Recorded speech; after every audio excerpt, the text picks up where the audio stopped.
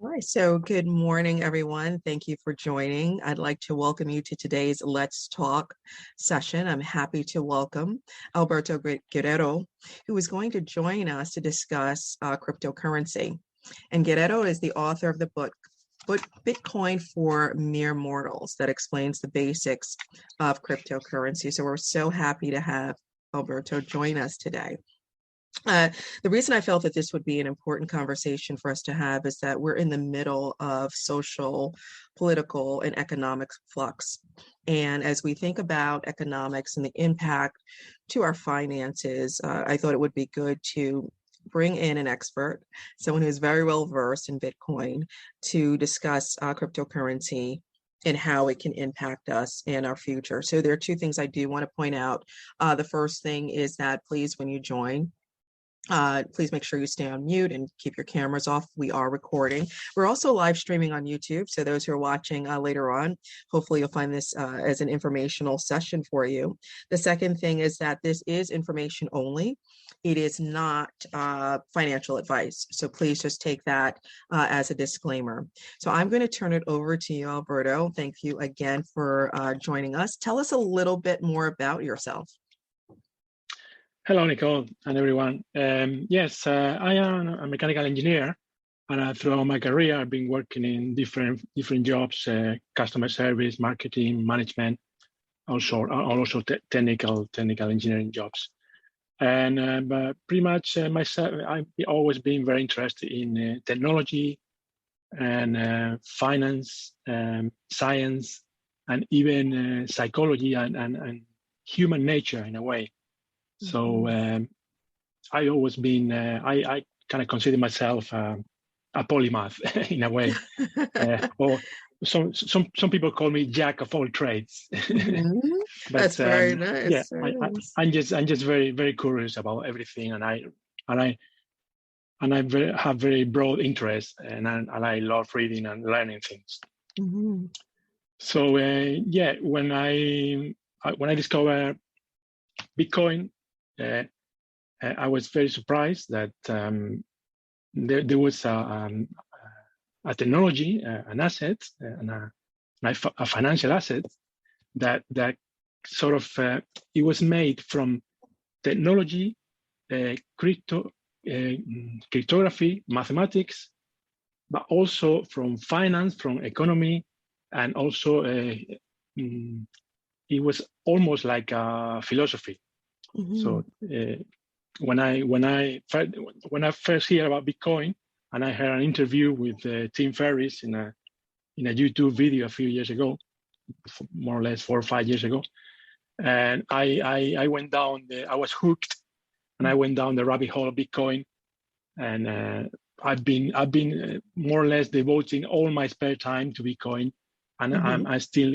I'm still got a lot to learn. Right. No, thank you for sharing the context. So it sounds like back in 2015, you really started investigating where most people were skeptical. I remember hearing about Bitcoin, cryptocurrency was very new. And even though I was curious, I was afraid to take the leap. What made you, even though there was curiosity, what pushed you to keep on researching and looking into Bitcoin? What kept that curiosity going, even though there was a lot of skepticism? I was also skeptical about mm-hmm. the financial success. I could not think that it was not gonna be the success that it has become. But nevertheless I wasn't interested in the technology, even because it was like a great idea. I thought it was a work of a genius. It doesn't matter if it works or it doesn't work. What it matters to me is that it's a great idea. Sometimes great ideas don't work mm-hmm. for some reason, and sometimes bad ideas work, like war. Right. Uh-huh. But yes, I was saying, unfortunately, I'm not a millionaire by now because I was not investing more heavily in 2015. Mm-hmm. But nevertheless, I was listening to people, I was reading books, and slowly it became apparent that this could have a chance to become a success. So it's a good idea. And we can see based on the track record. I remember, back in 2015, was it $1,000 or maybe less for Bitcoin? And now I think we're at 38,000 or 40. First time I looked the price, it was $200. Oh my goodness. $200. Now it's 38,000, Imagine, between huh? 30,000, 40 something Yeah. $1,000. So definitely a good idea and still a lot of opportunity. So before we get into the foundation, because I know based on your studying and your research, understanding the foundation of money and gold is important before you even get into talking about Bitcoin. Why should someone even be interested now? Why should people be curious? Well, because when you start reading about Bitcoin, the first thing I actually learned was that I didn't know anything about money, about the money that we use every day, the dollar, the euro, any currency that we have now. I just knew how to use it like everyone else. I got money, I go to the shop, I pay for stuff with my money. But I didn't know where the money was really, how it was made, what was how much it was printed every year, if it was backed by anything like gold or not, what really was inflation. I mean, we all know that inflation is that the prices go up all the time, but I didn't understand why prices went up. And when you start reading about Bitcoin, you start learning a lot about money, especially about what is called fiat money. Fiat money is a word that you learn when you start reading about Bitcoin. Fiat money is basically money that is minted or printed by the government. Fiat money is the dollar, the euro, the yen, all that. All these are fiat money. And when you start learning about fiat money, you realize that fiat money can be fine, can be good, like the dollar, like the euro is kind of working, more or less. It's been working for many years, but it has also some structural defects. And one of them is inflation. And it's very important that to keep in mind that inflation, it could be a big danger for the economy and for our pockets. Let's not forget that the fiat money that we know, only a handful of fiat currencies, like the dollar, the euro, the yen, the British pound, are working. 90%, even more, 95% of fiat currency do not work. I've been traveling throughout Africa, South America, and Asia, and I can tell you most currencies are worth nothing. They devaluate 20% a year, 50% a year, 100% a year. You go to places like Venezuela or Zimbabwe, and you need a sack full of money to buy a loaf of bread. And every year, almost every day, the prices, they had to keep changing the prices at the supermarket because it keeps going up. That's hyperinflation, and that's one of the dangers of fiat money. So you're saying that, just to make sure I understand clearly, so fiat money really is the currency that we're currently using. And am I hearing that's backed by an institution, the banks, the reserve, that's backed by, tell us more about what's backing fiat money. Fiat money is not backed by anything. Oh, it isn't? Okay. This was one of my biggest breakthroughs when reading about Bitcoin. Fiat money is backed, in theory, by government, but government can only back fiat money by printing more money. So fiat money is backed by fiat money in a way. So that's to say that it's backed by nothing. It's backed by debt, and it's backed by the trust that you have in the government. But sometimes the trust in the government can be eroded by a bad government. Like when people lose trust in the government, like in Venezuela or in Zimbabwe, the fiat money value goes to zero. Yeah, that's what you were saying. So it seems like other parts of the world, the currency, the fiat money, that structure is not working because that trust isn't there. Exactly. On the government. So there is this breakdown with fiat money, and then you have cryptocurrency. Tell us more about, before we even get into cryptocurrency, we understand that fiat money is not backed by anything. It's backed by the government, their debt. But what role does gold play? Right. Fiat money really, gold has been real money for 5,000 years. Gold is a proper, we could say, is a proper financial asset, because one of the characteristics when you study money throughout history, one of the characteristics that for sound money is that it has to be scarce, has to have scarcity. Gold is very scarce. It's very difficult to mine gold. You had to find the mine. You had to go down with the technology, with equipment, with people, and explosive, whatever. Take that gold out, smelt it, then bring it to the factory, and then put it in a safe place. And so it's what is needed is there's an important concept here between or similarities between gold and Bitcoin, because both have to be. It takes a lot of work, a lot of effort to create Bitcoin and to create gold. Unlike fiat money is created by pressing a button. This Powell from the Federal Reserve, it pressed one button, and you got another $1 trillion in the market. Mm-hmm. And in the last year, $8 trillion have been printed. $8 trillion, increasing the money supply. Yes, increasing the money supply by 40%.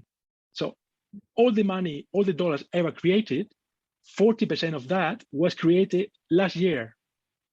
So that means that, it's scary, really. Mm-hmm. So what does that mean for us? I just want to tap into that a little deeper if I can. Yeah. Feeding that money into the economy to keep us above what I would call staying above water. What is that? Yeah. How does that impact us as a regular person? How does that impact? It's good for because we are in an emergency with the COVID situation, and now with the Ukrainian war or whatever. It's good for people have enough money to go to the supermarket and buy food. However, in the long run, every time they print money, the money that you have in the bank is worth less and less. So we are now beginning to be in a situation similar to those living in Venezuela, in which they have too much money, so therefore the money is becoming worthless. That's why inflation is going up. I would talk more about the US if you want, but it's exactly the same in Europe, exactly the same with the money printing and with the inflation. According to the government, now inflation is 7.5%, but that's not even real. That's a fake figure. That's the CPI inflation. There's many ways to look at inflation. Mm-hmm. But the inflation you really should worry about is how much the price of petrol, how much the price for energy, how much the price of food, how much the price of going to the supermarket, eating out, or anything that you need money for is going up compared to last year. And most experts agree that the inflation has gone up by at least between 15 to 20%. 15 to 20%, right? So we're seeing this inflation, and we're seeing it when we go to get gas, right? Gas is $4, but that's exactly. I know there's a lot going into that. Bread, $4, milk, $5 in some places, depending on the type of milk. So we're seeing it. It's impacting. Oh yes, electricity. So how does cryptocurrency fit into this world now of heightened inflation, devaluating of the dollar, the fiat money? Where does crypto fit in? Well, crypto and Bitcoin in particular can be the solution for that, because like I said, gold is scarcity. Bitcoin is also scarce, very scarce, because the Bitcoin is ruled by a protocol and an algorithm. So only 21 million Bitcoin will ever exist. No more than that. That's the limit.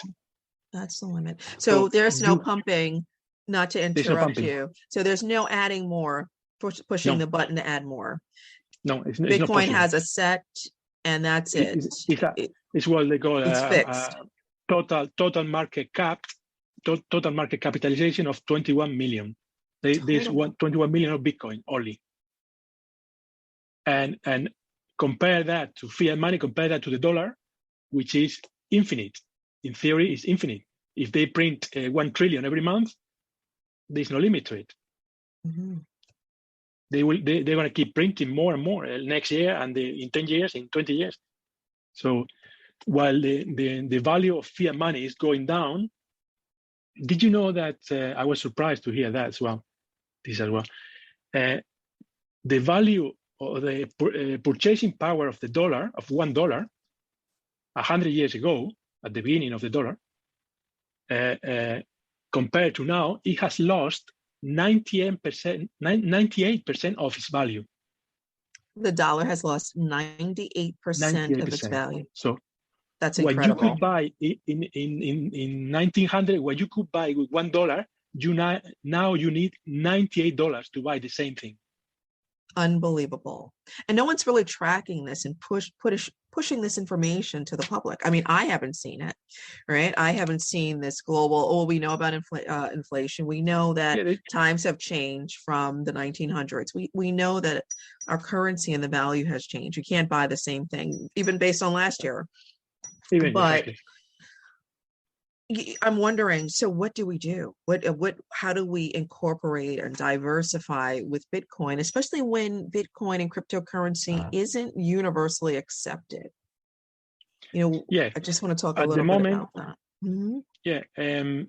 There's when you're talking about financial assets or money or even currencies, there is three main functions, three main uses for money. One of them is the store of value. You could use money to save it. You keep it in your pocket, you keep it in a bank account, and you save it for future use. Let's say for next year you want to buy a car or a computer or whatever. You can save money. You can save value in monetary terms. The other big function of money is the medium of exchange. You go to the shop, you give dollars, and they give you food. And the third main function of money is a unit of account. You can use it as a unit of account, so you can say, oh, this house costs $500,000, or this car costs $50,000. So you are comparing things, how expensive, or in a way that when you are using a measuring tape, you're comparing sizes of things or the height of people or whatever. It can be also a unit of account. At the moment, Bitcoin is mostly used as a store of value. People are using Bitcoin, say, I put my money in Bitcoin and I keep it there. I don't touch it because I know that it's going up in the future because it is very scarce. It's going to go up in the future, which it has. Did you know that Bitcoin has gone up 7 million% in the last 10 years? 7 million%. That's a huge percentage. The first price of Bitcoin was $0.00005, and now it's 40,000. So all I can say is wow. So why, I don't want to keep asking why. I do want this to be informational, but I still don't understand why more people aren't jumping into cryptocurrency, even though there's heightened awareness. I think there are also some banks who may be looking into blockchain technology. Would love to get your thoughts on that. But I do want to go back because I did unpack a lot. I talked about gold. Now let's talk about Bitcoin and then the blockchain. What exactly is Bitcoin? We hear it all the time. We hear cryptocurrency, but what exactly is the Bitcoin? Bitcoin is a digital currency that is made by computing code. It's actually programmed into a computing language. It follows a very strict rules, algorithmic rules, with the supply how it is created, or let's say Bitcoin has to be mined like gold. The mining is done by computers, by powerful computers. I could go deeper into that later if you want.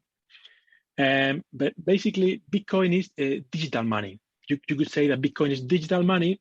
So in a sense, it's not that different from the digital dollar. You are probably using digital dollars most of the time because you pay with a credit card. So you're not always using paper money. You most of the time you pay on the internet with digital dollars. So the big difference between a digital dollar and a digital currency like Bitcoin is like digital for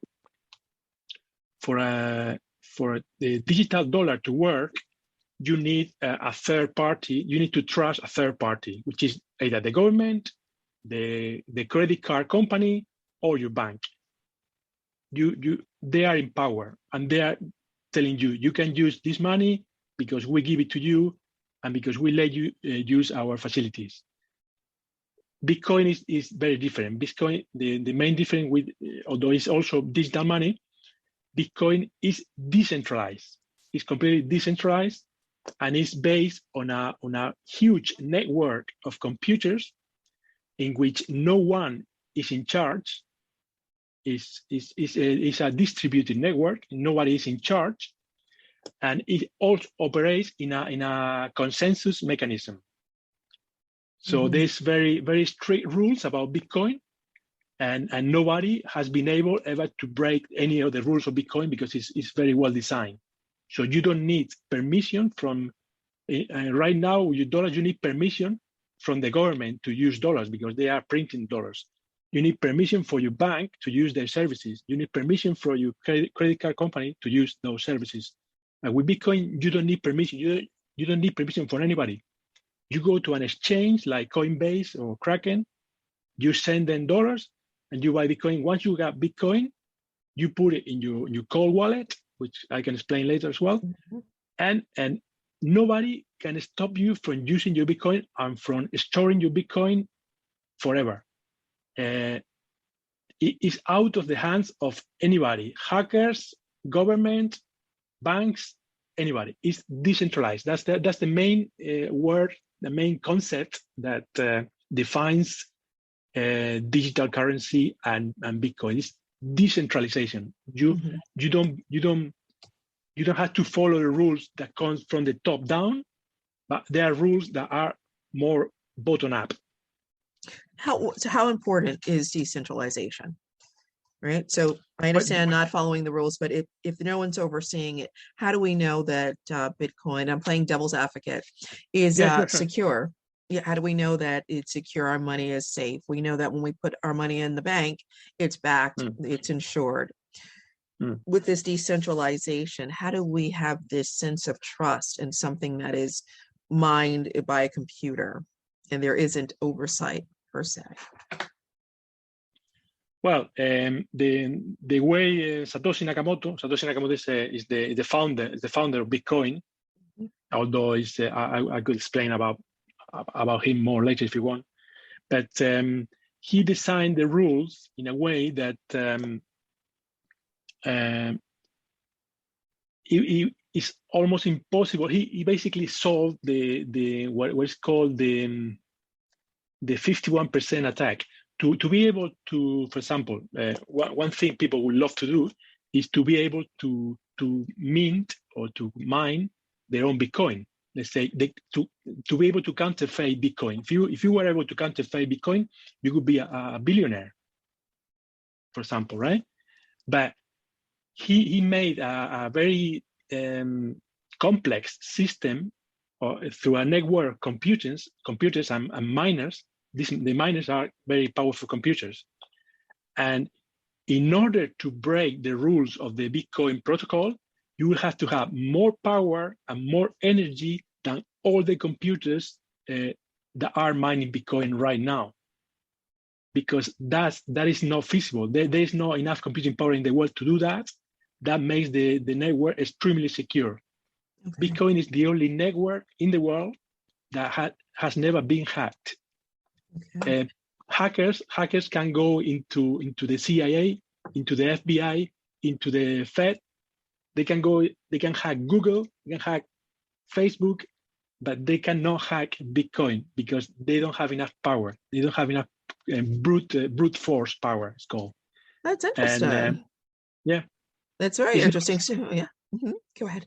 Sorry. It's never been hacked, and most experts, I don't, that's a little bit out of my league, but when I hear to true cryptography experts and computing IT experts, they say that it is not possible to break the blockchain. The Bitcoin blockchain is not possible to do it. It's not possible. So I do want to throw in for people who are joining or watching later, this is definitely informational. It's not financial advice, but it sounds as if Bitcoin and the blockchain, because of the way it's been designed, is secure and it's safe from cyber attacks. You're not going to see the things that are happening with fiat currency, fiat money, or the attacks that are happening on companies. You're not going to see that. So you mentioned two things I want to touch on, mining and then blockchain. Can you talk a little bit, go a little deeper into mining and then talk about blockchain and what that is? Yeah, the way Bitcoin is created is by mining. This is an analogy similar to, because Bitcoin is considered, or it's like a similarity between gold and Bitcoin. They call it mining. This is like almost like a metaphor. But what mining is actually powerful computers doing mathematical operations to try to solve a problem. They are basically competing to solve one problem. These problems creates one block. And if you are able to mine that block, every 10 minutes, there's a new block. If you are able to mine one block, your reward is 6.25 Bitcoins, which is more or less 250,000 dollars. So every 10 minutes, somebody is earning 6.25 Bitcoin, which is a lot of money. And in the future, it will be a lot more money. So this is the motivation for miners to join the network. It's very profitable. At the beginning, because there were very few miners, so with any old computers, you could mine 50 coins every 10 minutes, even at home, casually. Unfortunately, we didn't join in, and now it's a lot more difficult. And from home, you wouldn't really be able to mine profitably unless you have very cheap energy. Maybe if you have solar energy or some way of getting very cheap energy, it wouldn't be profitable because you will be earning Bitcoin, but the cost of electricity would probably be slightly higher than your profit. Tell me more about that. When you're talking about using energy, is it because of the computation? Or tell me more about why energy is playing a role in mining. Yeah. Well, powerful computers, they need a lot of energy to operate. When you see kids playing games in the PlayStation or in a gaming computer, these computers tend to use a fair amount of electricity. And if you put many of those together to gain more power, that means that the electricity costs will go up. Oh, interesting.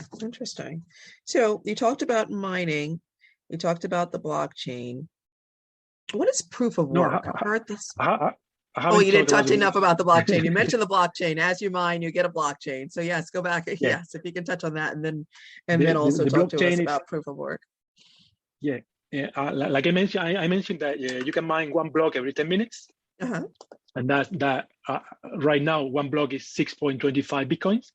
But these blocks are put together in a chain. That's why it's called the blockchain. So you get one block here, and the next block goes right underneath, and then you got the next block, and all the blocks make a chain with a time stamp. That's one of the fundamentals, the foundation of Bitcoin, because this blockchain is not breakable. It's not breakable because you will have to go back. The blockchain one way to understand the blockchain is a public ledger. Imagine a big book where I say, Alberto gives Nicole 1 Bitcoin, and Nicole goes to the shop and spends 1 Bitcoin. We write this and we put a stamp with the time, and once you have, and this is verified by the miners as well, like they put the stamp like a verification. And once you have 6 operations of those, it's extremely difficult to break the chain, to change any data in that chain, because to change the data that it was written yesterday, you will have to change many operations in the blockchain, and for that you need a lot of computer power and a lot of energy. So that the blockchain is more or less a public ledger, which is transparent and immutable. It's immutable. Interesting. It's written in stone, in a way.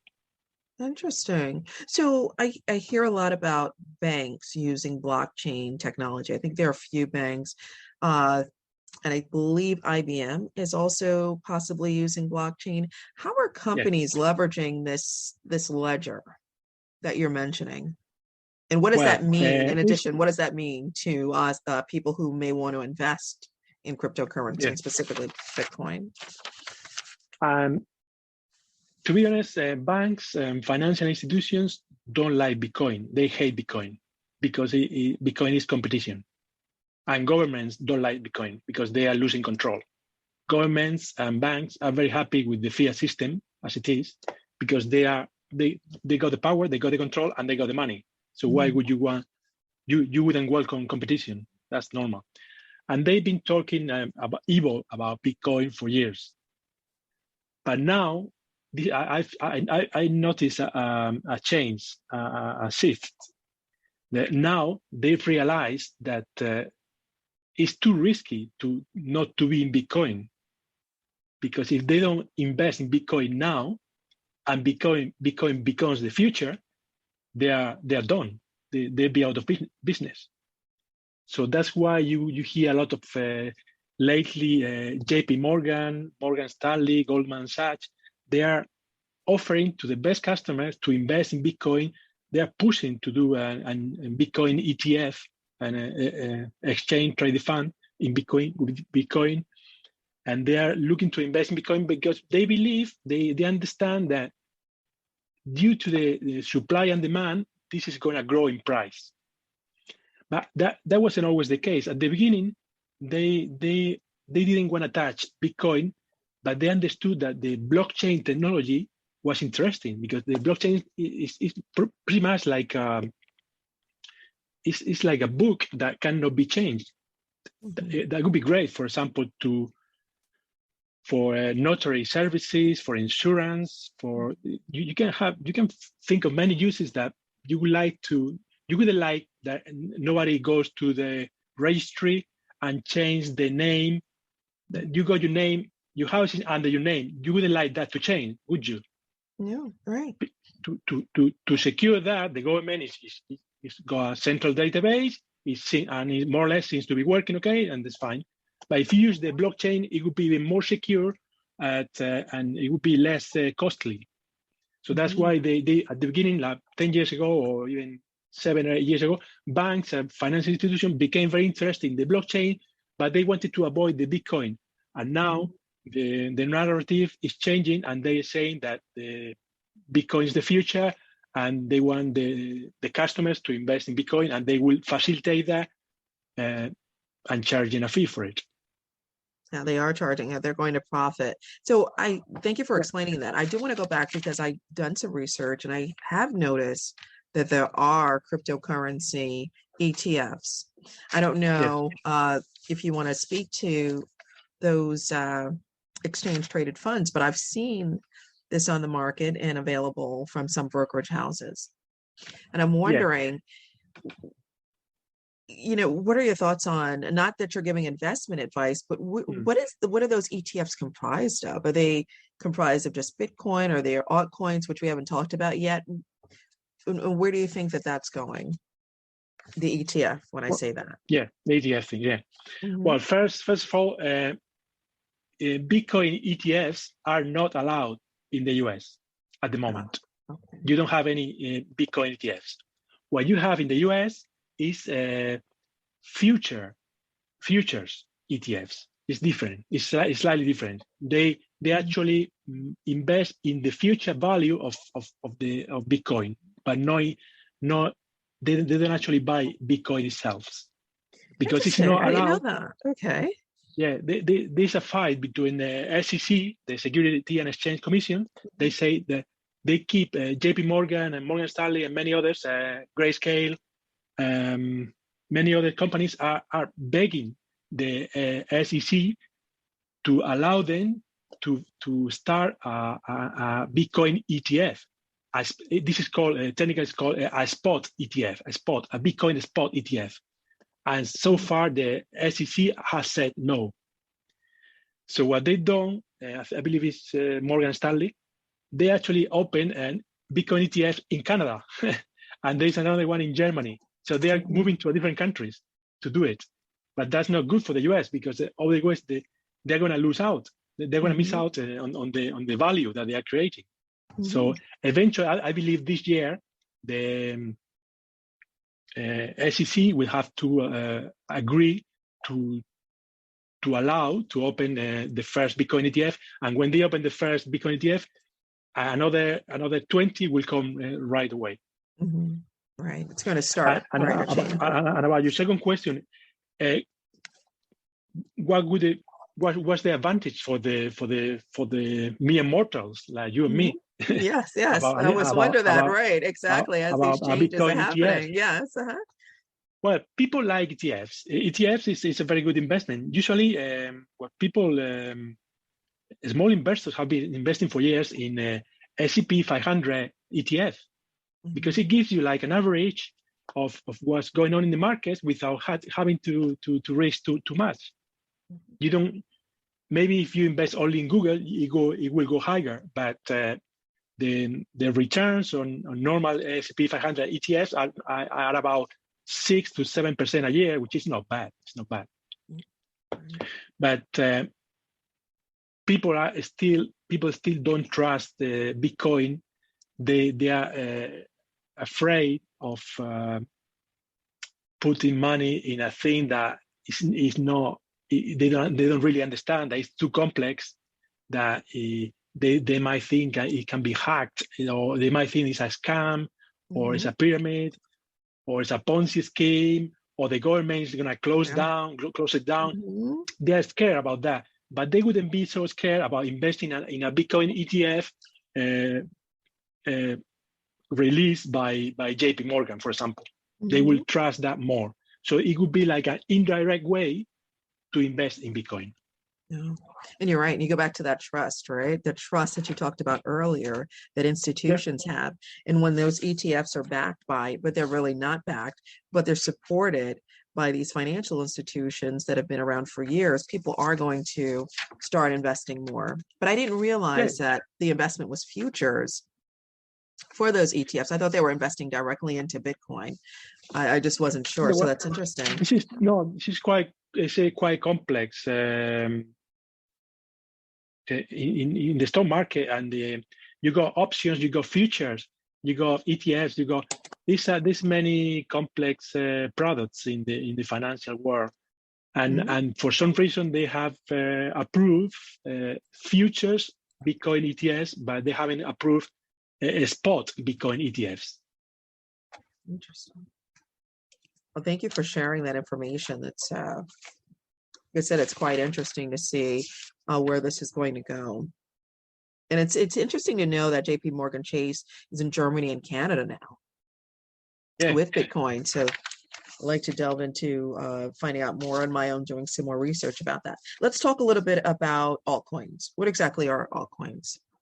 Altcoins are, Bitcoin was created in 2009, and about 4 or 5 years later, the second cryptocurrency, Ethereum, was created by Vitalik Buterin and his team.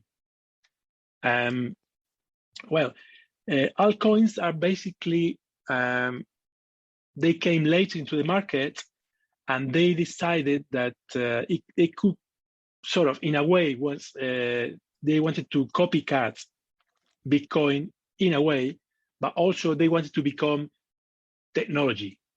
That's why they are in a way they're a very different animal. Although they all consider cryptocurrencies, but Bitcoin is basically a store of value. It's somewhere right now. It's somewhere that where you put your money because you believe that it's scarce, it's very secure, and it's got the biggest network, and it's gonna go up in value. And with the Ethereum, Solana, Algorand, Polkadot, you buy because you believe in the technology and you believe that it's gonna be many use cases for this technology.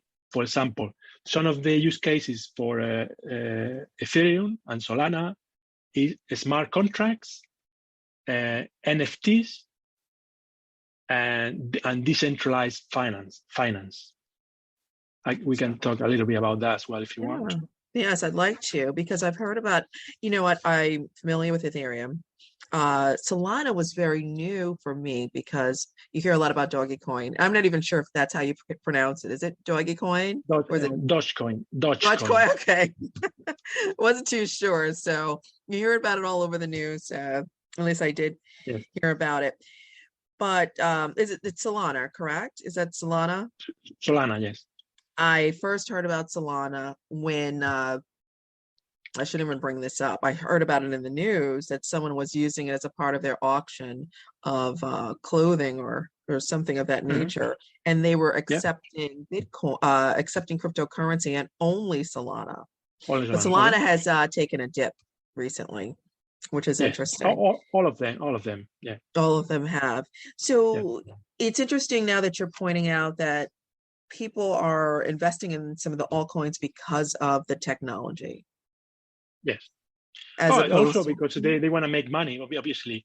But you could say that Bitcoin is like investing in gold, but altcoins are it's like investing in a startups, like Google at the beginning or Facebook at the beginning. It's a lot riskier, but if you get it right and if you choose the right coin, it can make you even more money than Bitcoin. Interesting. That's funny. Thank you for sharing that and giving more context, because I wasn't too sure exactly why there was heightened interest in Solana. Ethereum, yes, right? Because I think that's number 2. That's maybe the number 2 coin that's out there. Can you talk a little bit about what you just mentioned before, the decentralization, right? When we're talking decentralized, that's what I wrote down. Can you tell me more about that? Yeah. Decentralization is what makes Bitcoin extremely secure. You cannot really close down the internet because it's decentralized. You could, the FBI could go, or the CIA could go and close down Google or Facebook or Amazon even, because they go to the headquarters and they do the servers and they take the servers, and that's it, because it's a centralized system. But the internet itself, it has so many servers, so many computers, so many people joining in. The network is so wide and big and spread all over the world that it's not really possible to close it down unless every single government in the world agrees to the same thing. So very difficult to say to close a decentralized network like the internet or a decentralized network like Bitcoin. That's what makes me very confident about the future of Bitcoin, is the decentralization. And then, but this is not true for altcoins. Altcoins are more centralized, some more than others. But for example, with Ethereum, you have Vitalik Buterin. This is the visible leader. He doesn't have all the power, of course. He's got a team, and they operate through a consensus mechanism and this and that. But let's say somebody kidnapped Vitalik Buterin and say, okay, close down Ethereum right now or I'll kill you. he might have the power to close down the network. But with Bitcoin, this is not possible because there is no leader. There is no one in charge. There is no headquarters. It's not in any country, and it is in every country. So you could say that Bitcoin is 100% decentralized. Ethereum is less decentralized. It's decentralized to a point, but less. And as you go down in the ranking, by the way, there are like the other day I was looking yesterday. There's at least 15,000 altcoins. 15,000. 15,000 altcoins. Can you believe it? That's unbelievable. It really is. But how? Most of them are going to crash into zero. There are many scams, many Ponzi schemes, many people trying to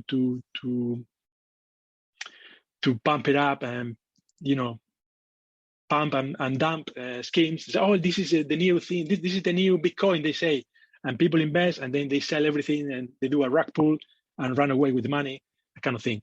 So that's never going to happen with Bitcoin. And it's very unlikely that it happens with the top 20, for example. If you invest in something, make sure this at least in the top 20. Below the top 20, you are taking more risk. Okay, so top 20. Tell us where. So how do we find the top 20?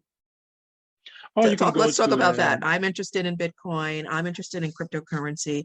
People who are watching, how do we even begin to do our research to invest and then find the top 20? That's it. Oh,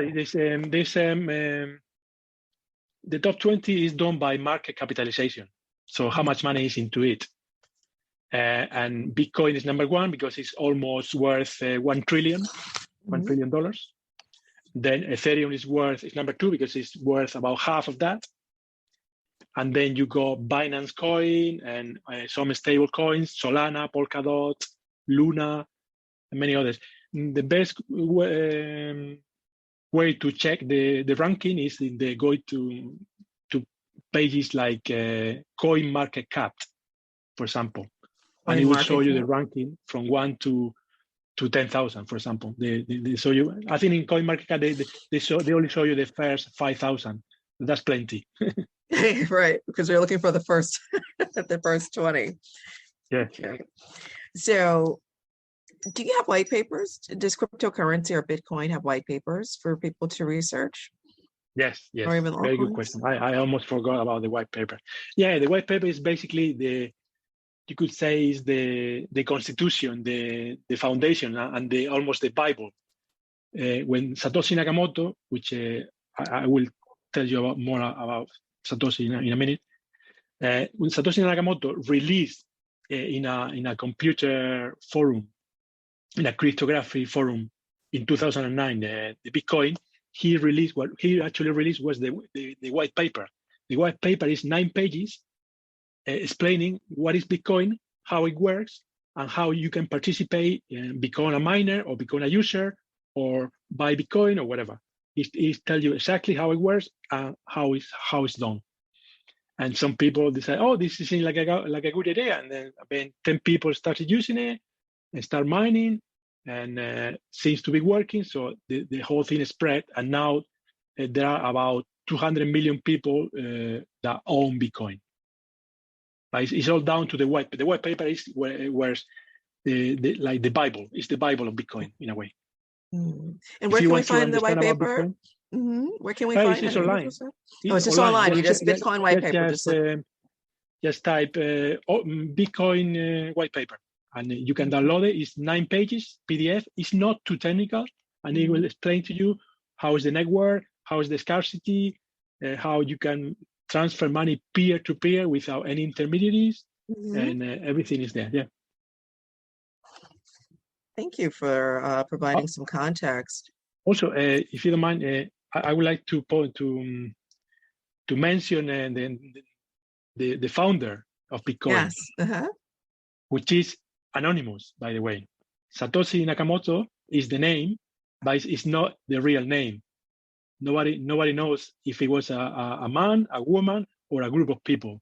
He decided to be anonymous, and he was when he released the white paper, it was in a cryptography forum, and he was under the nickname of Satoshi Nakamoto. He chose a Japanese name for some reason, but he's probably not Japanese. He's most probably, he or she or they, most probably American or British. Some people say that might be British because in the wording, some of the words he uses is more like the British and English.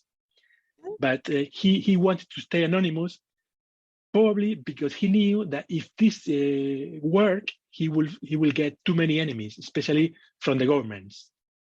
So he decided to stay anonymous. And That makes sense. Makes sense. he or she or they, Satoshi Nakamoto, he mined many Bitcoins at the beginning because he was the only one. At the beginning, it was only him. And he actually owns, and this is public, you can watch it in the blockchain, he owns more than 1 million Bitcoins. That is worth, right now, $50 billion. And he has not touched one of them. He has not touched it at all. Really? That's interesting because he knows it's going to go up. And you say if they don't touch it, it's storing, right? If you don't touch a Bitcoin, it's because you're storing. But most people think that he will never will. And if he's one person, he's probably dead by now, because there are some theories that some people think he's Halfini because he was one of the first joining the network, and he died a few years ago from cancer. I think we will never know, but Satoshi Nakamoto, more or less, he or she or they wanted to create this product and give it to the world and sell selflessly. They didn't want to make money from it. They just want to give this as a gift to the world. And I think that's amazing. Yeah, it is amazing. Imagine that you have $50 billion and you don't touch it. You never touch it, and you die and you don't touch it because you're gonna give it to the world. It's beautiful when you think about it. It is, because it's changed our entire system in the way we think about money. Yes, exactly. So tell us more about, I know we're getting close to time. We wanted to invest. We know the white paper's there. We can just Google, find information. If we want to invest, what exchanges are available to us? Because I don't know if Binance is available in the States. I know many years ago Binance was available US. I don't know if Binance is only Binance in Europe now. Binance is tricky for you guys in the US. Binance.com is not available for US citizens. But if you go, they have a different, like a broader company called Binance US, because the regulation in the US are slightly more stricter than in Europe or in Canada. That's why Binance.com was not allowed to operate in the US. So they had to make like a sister company in a way, and it's called Binance.us. Binance.us. So basically it's the same, but you have less options. With Binance.com, you have more currencies, more cryptocurrencies to invest, and you can do more leverage, and you can invest in futures and options. It's like more sophisticated in a way. But to buy Bitcoin, you can use any of the big exchanges. The one that I use and I trust are Coinbase, which is based in the US, Kraken, which is also American, Binance US or Binance.com if you are outside the US, and FTX is another one that I use and like. So basically, the way to do it, for example, if you choose. Sorry. I'm sorry. I just want to interrupt quickly because we went through the list rather quickly. So that is Coinbase, that's Kraken, that's Binance US. Yes. Oh, no, Binance US, and there's Binance.com, and then there's STX.com. F as in Frank. Okay. Yeah. FT or finance. F as in finance. FTX. Yes. Okay. Yes. Thank you. Yeah, apart from Binance, Binance is based. It was originally based in Hong Kong, and then they moved the headquarters to Malta, and now they're in the Middle East. But all the others, Coinbase, Kraken, and FTX, are based in the US, and they are the biggest and the most secure. So to start with, them, you just open, for example, let's say Kraken. You go to kraken.com and open an account. They will ask you for an email address, phone number. You will have to go through KYC. Do you know what KYC is? KYC is know your customer. Yes. Yeah, it's like the same. When you open a bank account, you have to go through the procedure of know your customer. That's to avoid money laundering and terrorism financing and this and that. These are legal requirements. So you have to provide some data about yourself, a picture, some ID, the picture of your ID, passport, that kind of thing, or driving license. Sometimes you have to link it to your bank account if you want to transfer dollars from your bank account to Kraken. And once you've done all that, that will take half an hour, depending on the KYC. Sometimes the KYC is a bit tricky because they have to make sure that you are who you are pretending to be. They don't want fake people there, you know. And once you go through that, it might take you half an hour. That you can transfer money from your bank account to Kraken or pay directly if you're in a hurry with a credit card. If you pay with a credit card, there will be a commission. I believe it's something like almost 2%, so it's more expensive. When you transfer money from a bank account into Kraken, there's no commission. But if you pay with credit card, but there's some commission. But people that are in a hurry, but they prefer to do it with the credit card. And once the money is there, you decide to press buy. I want to buy Bitcoin, or I want to buy Solana. How much you want to buy? I want to buy $100 of Bitcoin. You buy $100 of Bitcoin, and that's it. And then it shows you the operation, that the transaction is gone through.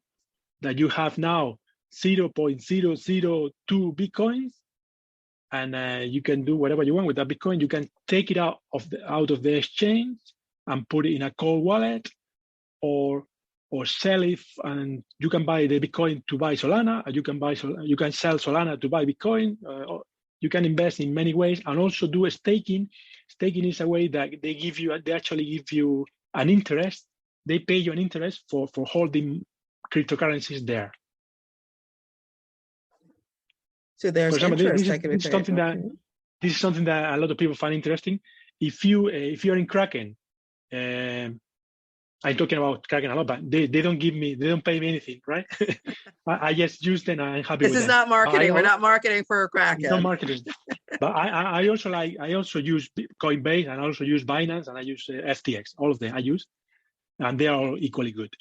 And Kraken, if you buy a currency called Polkadot, and you stake it there, they pay you 1,200% a year, which is not bad.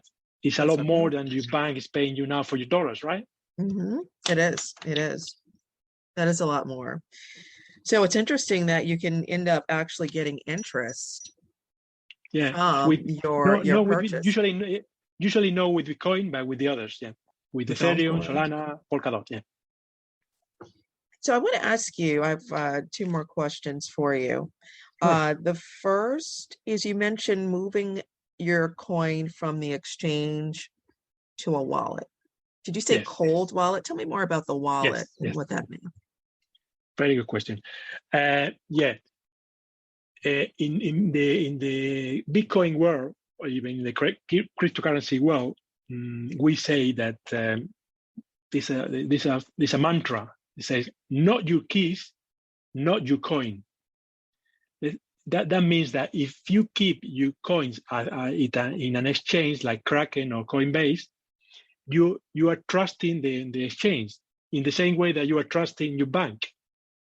But because Bitcoin is a trustless technology, you really shouldn't need to trust anybody. You just want to make sure that the money is yours and nobody can take it from you, even if the exchange is hacked by hackers, or even if they close down, or even if they are closed down by the government. Mm-hmm. So when you have a certain amount of Bitcoin or cryptocurrencies in an exchange, it is recommended that you take it out and you put it in a cold wallet. What is a cold wallet? A cold wallet is a piece of software, hardware. Hardware is a physical device, similar to a, I'm going to show you one.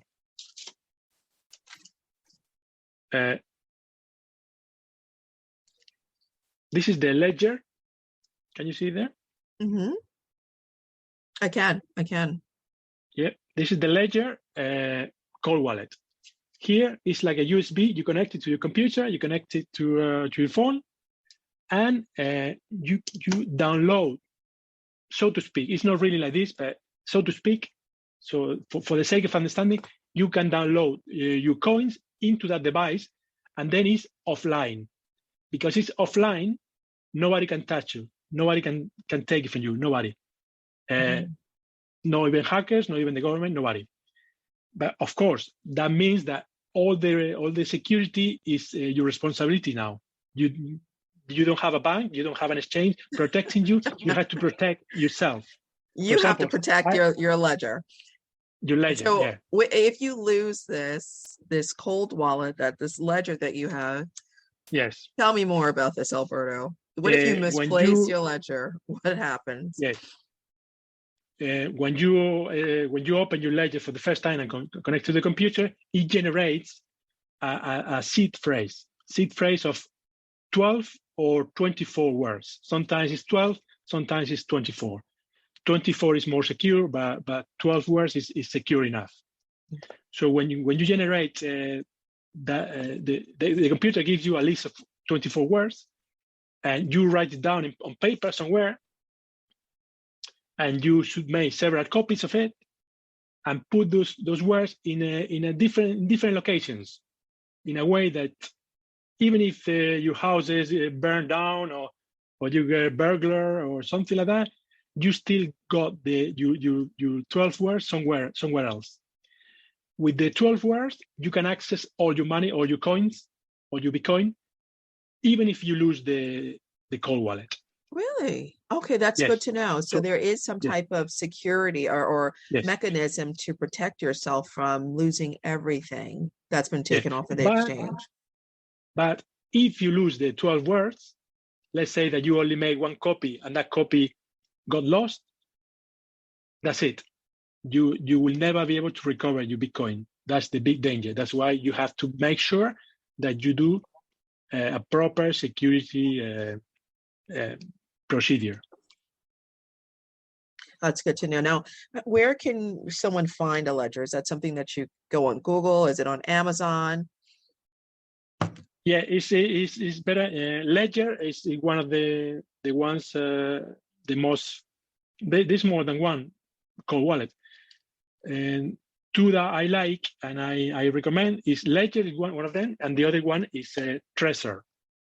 It's written Trezor. Trezor. Both are equally fine. On the basic model costs around $60 each, and you should buy at the never buy from an intermediary, never buy from secondhand or anything like that. You should always buy from the source. So if you want to buy a ledger, go to ledger.com. Make sure that you type ledger.com. So you are getting the real thing that has not been tampered by anyone. Because if they sell you something that it got a Trojan or a virus inside, they will take your money. So you have to buy the original one and make sure when you get the box that is not being tampered with, that it's got all the seals intact and everything. That's important. And also to buy the Trezor. The other one is the Trezor. I haven't got it here, but the Trezor is you buy at Trezor.io. That's the address. I can write it for you later if you want. Trecor.io, Trecor.io. Yes, Trecor. Yes, .io. Yes. .io. So that's a Then second. Yeah. Then you order, and there's more. There's another one called Wallet, but I haven't used them. So the two I've used those are they're very good. They're very, very safe, and they cost they go like a basic model that costs about $60. That's good enough, and also they have like a premium model that costs around $150, something like that. Okay. Thank you for sharing this information. I did want to go back because that was one of my questions. My other question is that you mentioned several exchanges, Yes. and you use all of them. Is Yes. that the recommendation, that you just don't lean on one exchange, that you use different ones? What is the mindset around using different exchanges? No, the reason why I'm using 4 is because, for example, Coinbase, I find it very, very easy to use, very secure. But sometimes the commission is a little bit higher than I think, than I like. I can't remember now by her. It's something, when you buy Bitcoin, you have to pay something like 2.5% commission.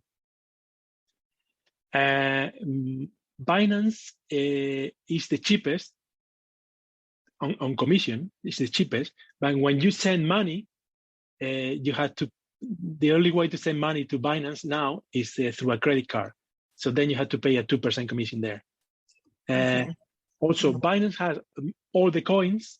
I think they got like 500 different coins, and Coinbase only have like 20 or maybe 30, something like that. But for ease of use, I would choose Coinbase. For rare coins that I don't really recommend, but if you are really interested in something, buying something that is in the top 200 or something like that, you will have to go to Binance. And also, I find Kraken very, very easy to send money from the bank. It gets there very quick. So that's why in the end, it's normal to open at least 2 or 3 different accounts in several exchanges, because it's free. You can open an account in Coinbase and Kraken in Binance. It's free to open. It's free, and to maintain it is free. That's good to know. And even though you're purchasing on those exchanges, you're moving everything to a cold wallet. That's the recommendation. Yeah. Once I got a certain amount of money there, that I start worrying about. For some people, that could be $1,000. For other people, it could be $5,000 or $10,000. But once it's a substantial amount of money, you think, oh, I'm going to take it out just in case. Okay, that makes sense. Well, we've covered a lot of ground, Alberto. Yes. A lot of ground. I think this has been informational. I've been taking copious notes, and I may have to come back to you. This is a very deep rabbit hole. You know, when you enter the rabbit hole of Bitcoin, there's no end to it. You start learning about finance, about cryptography, mathematics, philosophy, economics, everything. And you just keep digging, going down deeper in the hole. So for people like me, right, and people who are watching, still just trying to get our feet wet in cryptocurrency, we know how to find out more information. We know Bitcoin has a white paper. We know about the exchanges. We know the decentralization is there for Bitcoin, and maybe not for those altcoins. And the recommendation is to possibly even diversify your portfolio and try to wade in the water of cryptocurrency, because we don't know where the future is, and financial institutions are now recognizing the technology and that this is not going away. Cryptocurrency is here to stay. I always say to my friends, everybody who asks, or anybody who would listen, I always say, don't get too distracted with all these altcoins, because the main one is Bitcoin. And one common recommendation, although this is not financial advice, is invest whatever capital you want to invest into cryptocurrencies, at least 50% of it into Bitcoin, at least.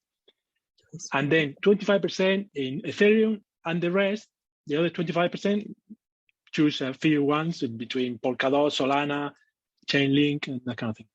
Mhm. That's usually the sensible advice. But some people are Bitcoin maximalists and they only buy Bitcoin. Mhm. And other people, they say, no, I'm going to buy Dogecoin because Elon Musk is pumping it now and you can buy a Yes. Tesla with it. But that is very risky.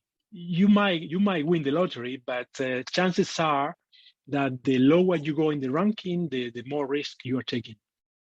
Oh, that's a valid point. It is risky.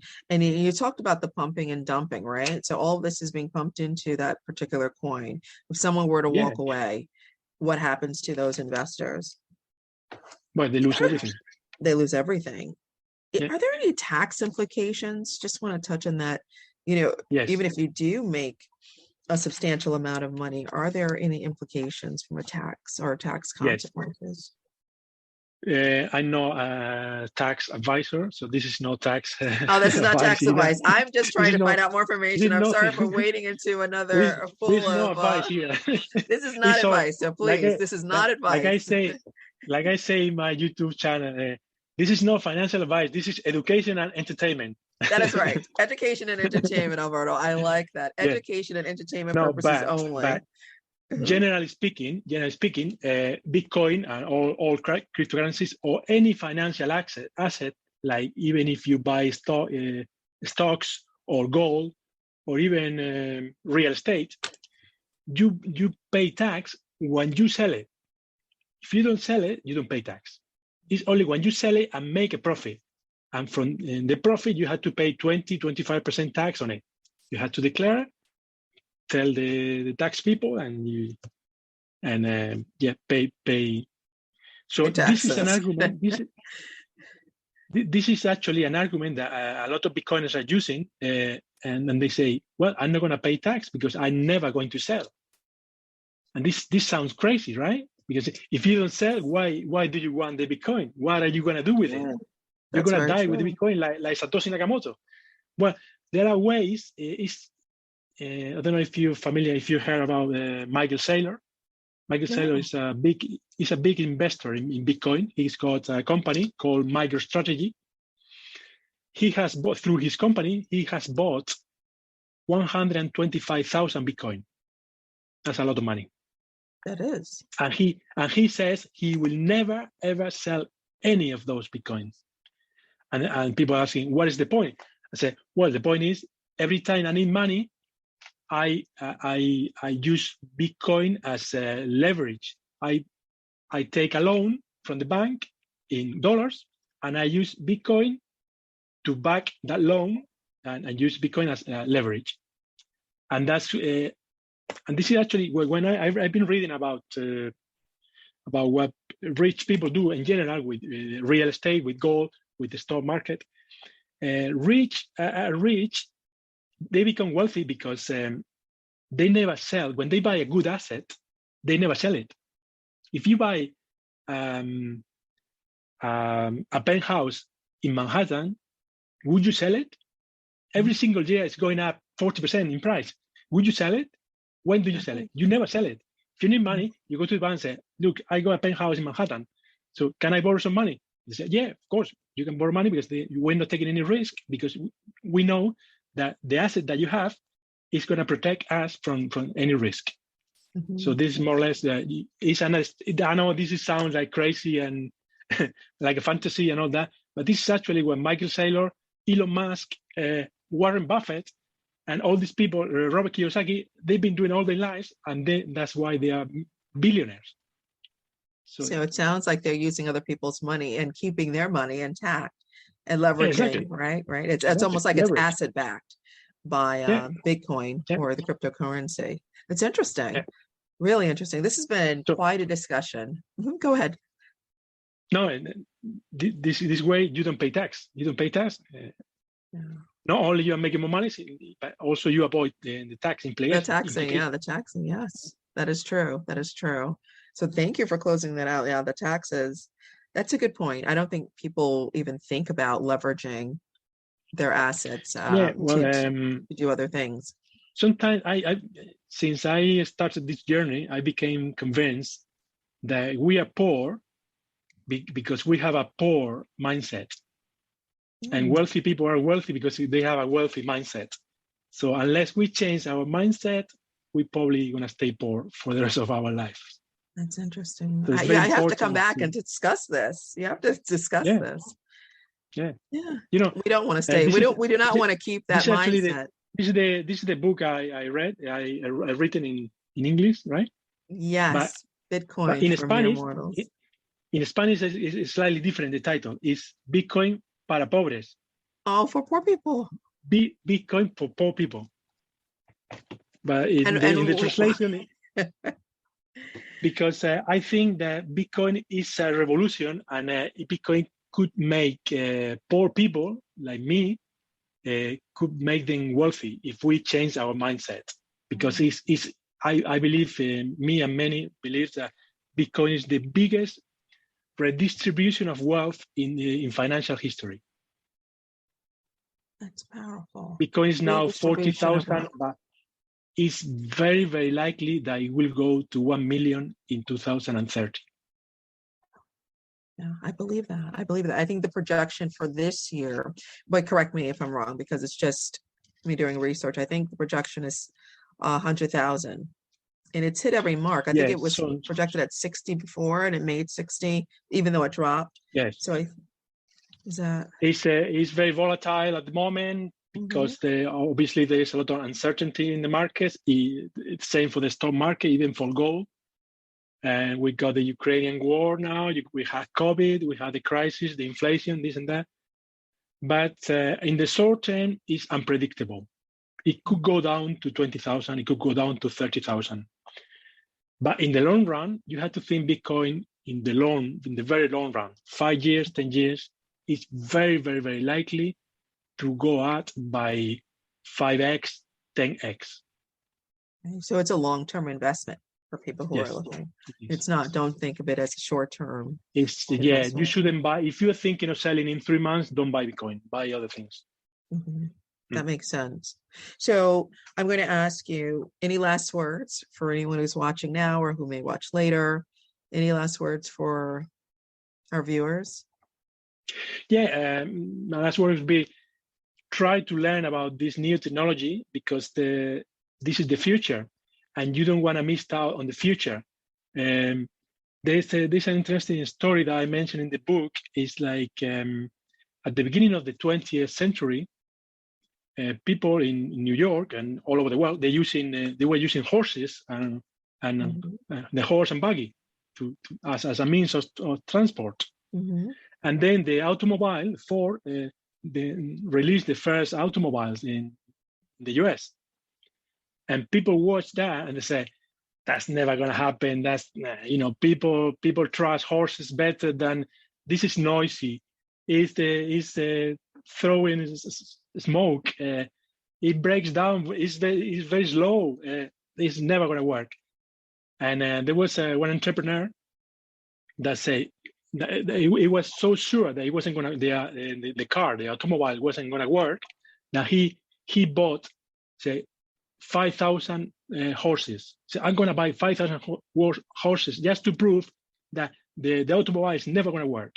And obviously he went bankrupt because only 10 years later, everybody was driving a car. So this is the exactly the same is happening now. In 10 years, most fiat currencies are going to go down. We will still have the dollar and the euro and the yen, but all the weak currencies are going to go down. South America is embracing Bitcoin like crazy because the money that they have is not very good at all. It's very weak. And when they see Bitcoin, they say, oh, a money that has no inflation. The prices actually go down instead of going up. And they're investing in Bitcoin. Even though they are poor people, they are becoming less poor. I don't know if you're familiar with this, but El Salvador, a tiny Central American country, has adopted Bitcoin as a legal tender. Really? Bitcoin I is didn't know legal that. tender in one country. In El Salvador. Yes. And it's going to become legal tender probably this year in other countries in the area. Because ever since they adopted Bitcoin, GDP is going up, exports are going up. They are investing in hospitals, schools. The country is doing great because of Bitcoin. And Bitcoin is the future, and Bitcoin is a revolution. And Satoshi Nakamoto gave us this gift.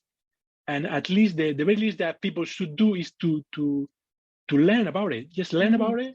Yeah. And if you think it's a good thing, invest. If you don't think it's a good thing, just keep your dollars. But be careful, because the dollar is losing 20% of value every year. 20% of value. That's it's inflation. About mindset. Yeah. It's about mindset. And Bitcoin is making 100% a year. 100%. So we have to change the way we think of things so that we can be open to change and start now. This is not financial advice. It's very difficult to change your mindset, because we've been brought up to believe that money is something that is made by the government. Yeah, but it's conditioning. Maybe there's another. It's conditioning, exactly. Maybe there's another solution. Maybe there's another alternative, and I believe Bitcoin is the alternative and the solution. Powerful, very powerful. So, Alberto, let's see the book again. Bitcoin for Mere Mortals. Yes, and the other book in Spanish. And in Spanish, Bitcoin para pobres. Where can we find your book?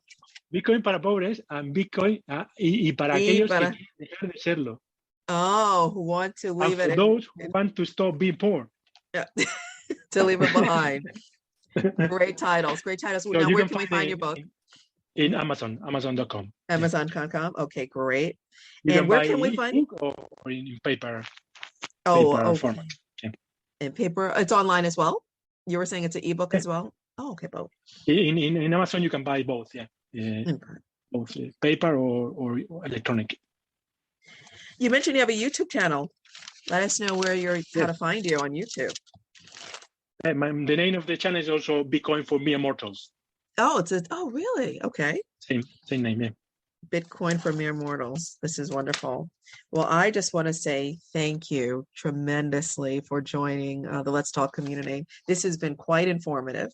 I have my research to do, and I know that people who are watching or who will watch a little later will just find information to take away, to move away from that poverty mindset and look forward to what's coming in the future. So I just want to say thank you again. Thank you. Thank you very much, Nicole. I'll see you. Hopefully I'll see you. We can do this again. Yes, I would love for you to come back. I have so many more questions for you.